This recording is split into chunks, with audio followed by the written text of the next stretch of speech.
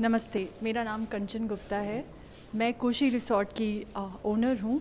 मैं Mrs India और Mrs universe elite 2023 की विजेता हूँ। मैं कोशी के बारे में कुछ चीज़ें कहना चाहूँगी। हमारी कोशी ज़मीन और आसमान से जुड़ी हुई है।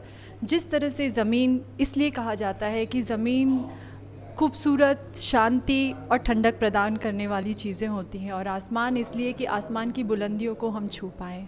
ज़मीन इसलिए मैंने चुना कि हम गांव के ग्रामीण लोगों को जिस तरह से घरों में देखते हैं वैसे हमारे गज़ीबोस हैं, और आसमान इसलिए कि हमारे पास एरोप्लेन है जहां भोजन की अति उत्तम व्यवस्था है। साथ ही मैं ये कहना चाहूँगी कि हमारे न्यू कैप्सूल्स रूम आने वाले हैं, जो अभी बहुत जल्दी सोशल मीडिया पे हम इसको अपलोड करने वाले हैं। एंड साथ ही साथ ऐसे इंटरनेशनल फूड फेस्टिवल्स को हम सेलिब्रेट करेंगे जो व्यंजन आज तक छत्तीसगढ़ में नहीं आए हैं। तो मैं चाहूँगी आइए कोशी और इस चीज़ का लुत्फ़ उठाइए। Thank you.